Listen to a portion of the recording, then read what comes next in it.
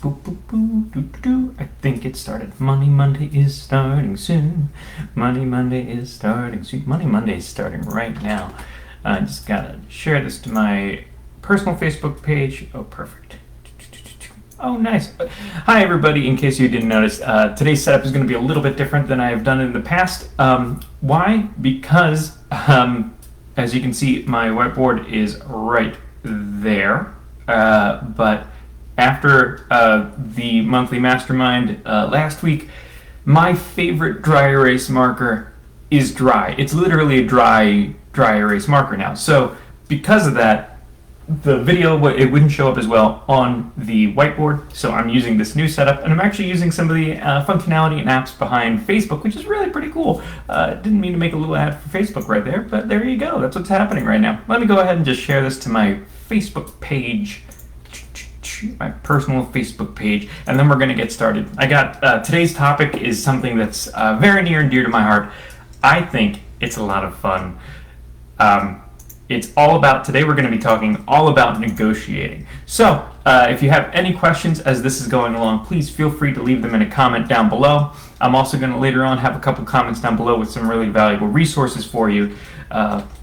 Today on Money Monday, negotiating basics. Spell negotiating right. Basics.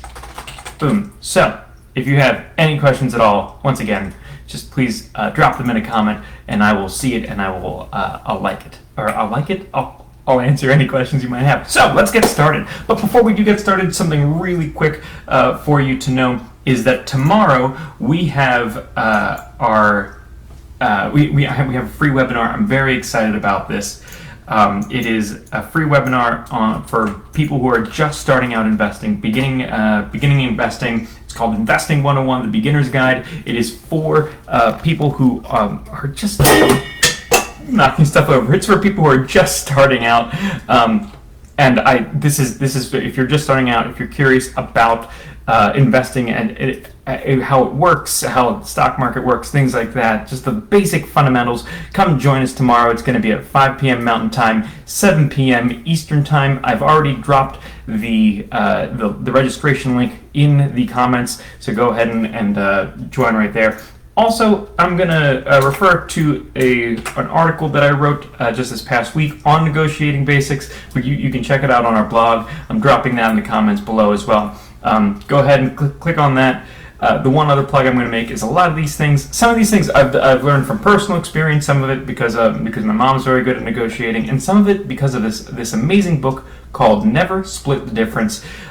What the full title is Never Split the Difference: How to Negotiate as If Your Life Depended on It. It's by Chris Voss. He's the former lead negotiator for the FBI for kidnappings.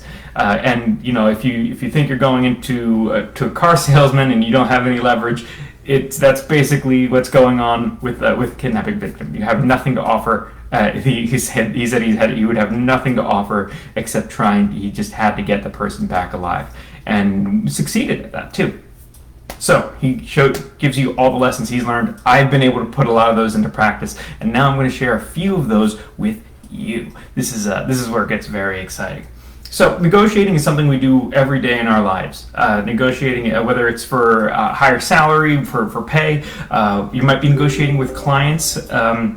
You might be negotiating with clients how much money they're going to pay you. You might be negotiating for a house. You might be negotiating for a car. Car negotiation is probably the one that people get stressed out by the most. So negotiation happens every day. It happens on things that are not money too, though, if you think about it. Things like, let's schedule a meeting. Well, you know what? If you're the kind of person who's like, I need to be done by this time, then there might need to be a negotiation done there, because how do you make those two different schedules work out together? So negotiation happens all over the place. It's not just with money. And here today we're going to be talking about, first we're going to start out with, why do people hate it so much? A lot of people, when you ask them about negotiating, maybe this is you too. Your mind immediately goes, "Oh, I hate negotiating. I hate bargaining. I hate it." But a lot of people bring this the negativity to it. And honestly, that's something that salespeople can take advantage of, because suddenly you can get out of this negotiating process. You just have to pay a little bit more so that we can be finished sooner. And then that's something that salespeople can take advantage of. But why do people hate the negotiation process so much across the board? You'll hear a lot of people say this. A lot of it comes down to the saying no. People don't like saying no because they feel like they're hurting somebody else, and people don't like hearing no because it's got this. We build it up in our own minds what that no means. How many times have you stopped yourself from asking for something because they might say no? They might say no. That's the truth. But there's so much more to gain if you do ask, because they might also say yes. And part of this, we have this fear of no, but no is a very important word in just communication in general.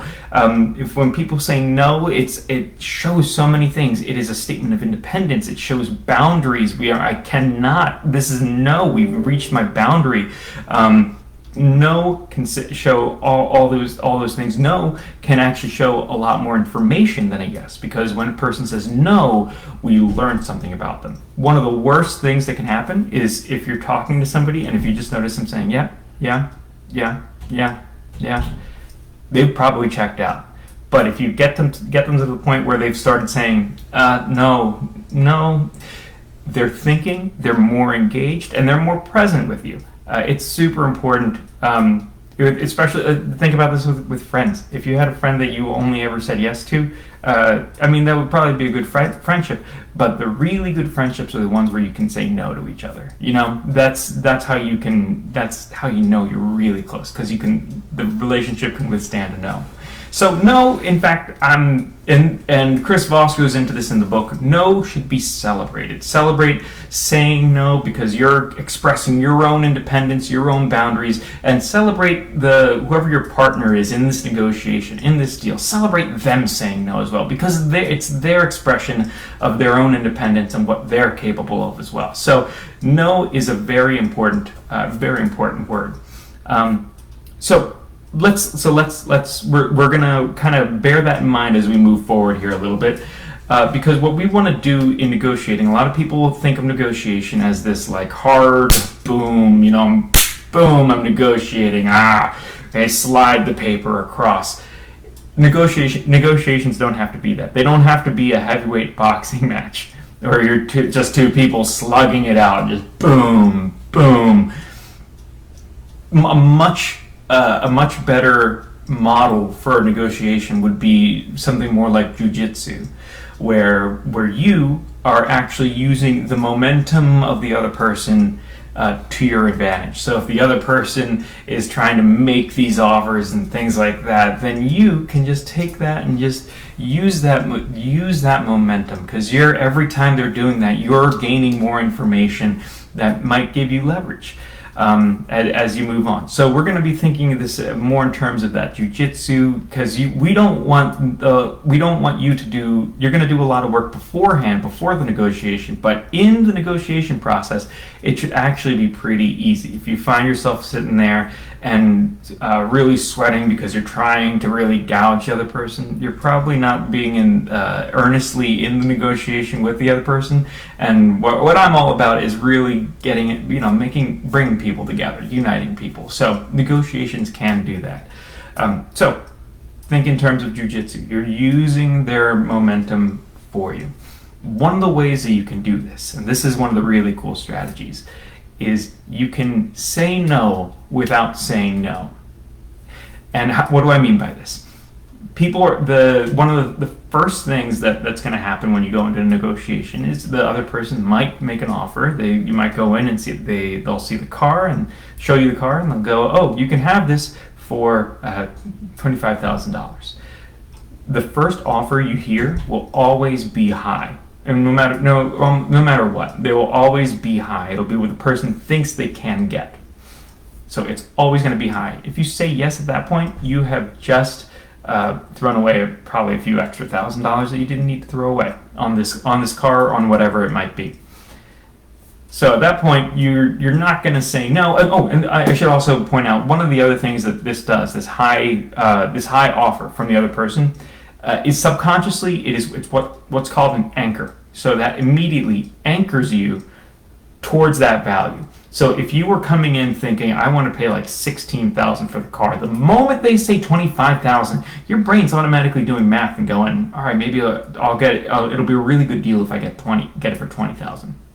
See, and that's something that our brains automatically do. So that $25,000 offer is doing more than just the potential. Because if you say yes, they will immediately won. But even if you say no, they have already moved the goalpost on you. So at that point, what I want you to do whenever you hear that first offer is take a breath. Breath is always important. Take a breath, think about it, and say these words. How am I supposed to do that? Do you see how that is saying no without actually saying the word no? It's pretty incredible. It's worked amazing wonders in my life.